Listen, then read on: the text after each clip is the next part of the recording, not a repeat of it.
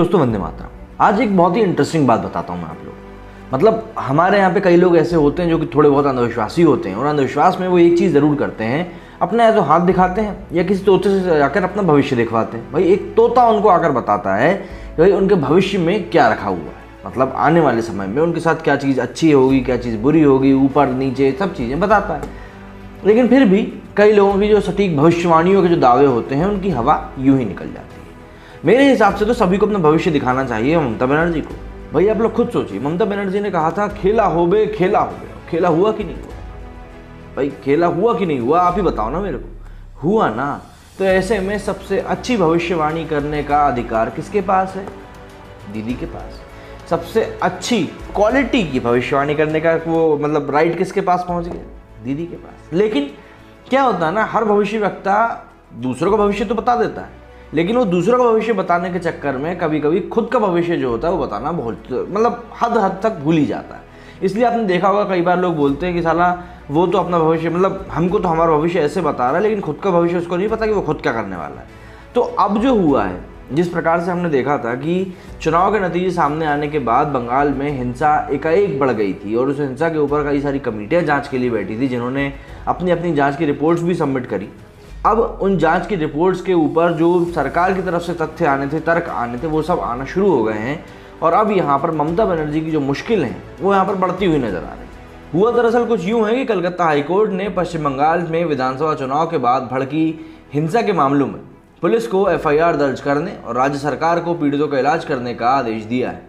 इसके अलावा हाईकोर्ट के कार्यवाहक चीफ जस्टिस राजेश बिंदल की अध्यक्षता वाली पीठ ने हिंसाग्रस्त जिलों के डीएम और एसपी को भी नोटिस जारी कर जवाब मांगा है। कोर्ट ने राज्य सरकार से ये भी कहा है कि वे पीड़ितों के राशन आदि की व्यवस्था करें और भाजपा कार्यकर्ता अभिजीत सरकार की दोबारा ऑटोप्सी कराई जाए।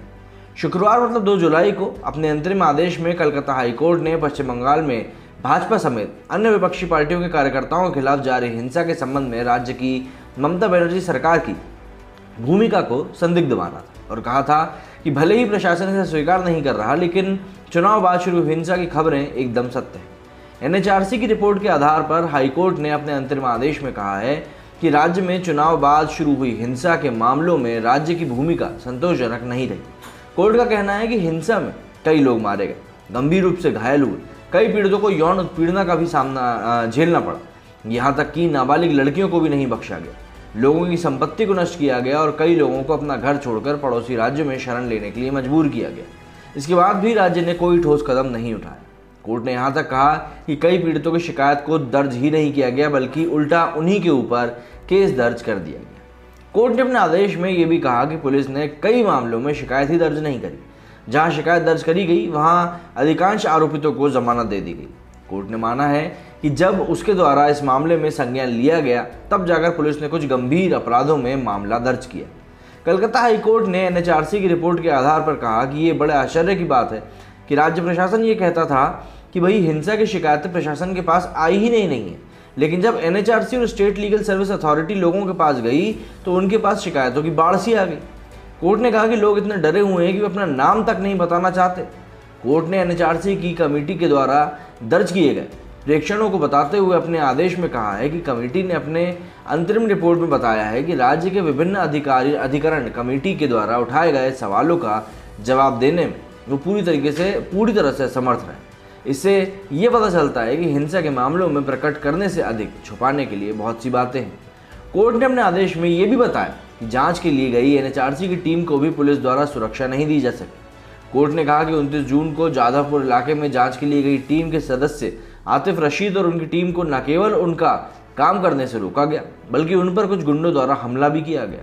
कोर्ट ने माना ये घटना तब हुई जब एनएचआरसी की टीम को सुरक्षा को स्थानीय प्रशासन और पुलिस को एडवांस में नोटिस दे दिया गया था। इस मामले में कोर्ट द्वारा साउथ कोलकाता के deputy commissioner of police Rashid Kumar Munir Khan के खिलाफ कंटेम्प्ट ऑफ कोर्ट के आधार पर कारण बताओ नोटिस जारी करने के लिए जारी किया गया। कलकत्ता हाईकोर्ट ने फिलहाल एनएचआरसी की जांच रिपोर्ट को ये कहते हुए सार्वजनिक करने से मना कर दिया है कि ये अंतरिम रिपोर्ट नहीं है। हिंसा की जांच जारी है और एनएचआरसी की कमेटी के द्वारा पेश की गई अंतरिम रिपोर्ट अभी कोर्ट के रजिस्ट्रार जनरल के पास सुरक्षित रहेगी। सुनवाई हाईकोर्ट के कार्यवाहक मुख्य न्यायाधीश राजेश बिंदल की अगुवाई वाली 5 सदस्यीय पीठ ने करी है। पीठ में सदस्य IP Mukherjee, justice Harish Tandon, justice Somen Sen और जस्टिस सुब्रत तालुकदार शामिल थे। अब जाहिर सी बात है, अगर आप इन बातों की तरफ ध्यान देंगे तो आपको समझ में आएगा कि बंगाल सरकार की कितनी बड़ी खामियां थीं जो कि अब वहीं की हाई कोर्ट ने पकड़ के उनके सामने रख दी। जिन बातों को आप मानने से इनकार कर रहे थे, जिन चोरी के ऊपर आप सीनाजोरी कर रहे थे, अब वही सीनाजोरी आपके सीने के लिए कितनी भारी पड़ने वाली है, आपको इस चीज़ को समझना पड़ेगा। क्योंकि जिस तरीके से ये पूरा मामला निकल के अब सामने आया है, एनएचआरसी की रिपोर्ट सामने आई है, उसमें कई सारे ऐसे मामले हैं जिनको लेकर के बहुत बड़े बड़े सवाल खड़े हो रहे हैं और ममता बनर्जी यहाँ पर एक बार फिर से कटघरे में खड़ी हुई दिखाई दे रही है। हालांकि मैं आपको एक बात बता दूं, जहाँ तक मुझे लगता है कि इस मामले में भी ममता बनर्जी को कोई बहुत बड़ी बात होनी नहीं है, कोई बहुत बड़ा परेशानी का सामना उनको नहीं करना पड़ेगा। हाँ, ये ज़रूर हो सकता है कि कुछ करीबी नेताओं के ऊपर आरोप सत्य करके उनके ऊपर कार्रवाई करी जाए और ये ठीक वैसे ही होगा कि भाई हमने आपके लिए सेक्रीफाइस दे दिया, मतलब ममता बनर्जी को सेफगार्ड दे दिया जाएगा और बाकी उनके जो भी कुछ होंगे नेता वगैरह उनको किसी प्रकार के दोष में लगाकर उनको सजा दे दी जाएगी। लेकिन क्या है कि हमारे देश में इसी प्रकार की चीज़ें होती हैं और जो मुख्य आरोपी होते हैं वो कई बार बच जाते हैं।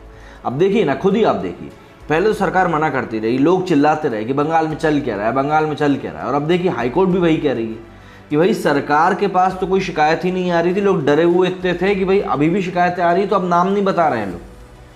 तो ये कहाँ का न्याय संगत बात है, मुझे ये चीज़ थोड़ी समझ में नहीं आती है। अगर आप लोगों को समझ में आ रही तो आप मुझे कमेंट करके ज़रूर बताइएगा। क्योंकि जिस तरीके से ममता बनर्जी, देखिए ममता बनर्जी ने मोदी को पटकनी दी, ये बात कहीं से कहीं तक भी झूठ नहीं है, पूर्ण रूप से सत्य है और इस बात के लिए हमें सामने वाले व्यक्ति को पूरी तरीके से अप्रिशिएट भी करना चाहिए। लेकिन वहीं पर दूसरी बात जो सबसे बड़ी सामने आ जाती है कि यदि आप अपनी ताकत के नशे में इतना चूर हो चुके हैं कि आप अपने सामने आने वाले किसी भी व्यक्ति को कुछ समझने के लिए तैयार नहीं हैं, तो कहीं ना कहीं परेशानी आपके साथ है। और ये परेशानी जब तक आप समझेंगे नहीं तब तक आप इसका निराकरण भी नहीं निकाल पाएंगे, क्योंकि आप पहली बात तो परेशानी को एक्सेप्ट ही नहीं कर रहे हैं और फिर जब आपके सामने परेशानी आ गई है तब भी आप उसको एड्रेस करने में डर रहे हैं। तो इतनी सारी जो चीज़ें होती हैं उन सबको आप साथ में लेकर नहीं चल सकते। अब लेकिन यहाँ पर ममता बनर्जी सरकार के ऊपर जो ये जघन्य आरोप लग रहे हैं, इन आरोपों को लेकर अब कुछ ना कुछ तो होगा, लेकिन अब देखना होगा कि वो कुछ ना कुछ कितना बड़ा होता है या कुछ छोटे में ही उसको ख़त्म कर दिया जाता है। आपके अगर कुछ विचार हैं इस विषय में तो आप मुझे कमेंट सेक्शन में लिखकर ज़रूर बताएं। मेरे वीडियो में फिलहाल इतना ही। जय हिंद, जय भारत।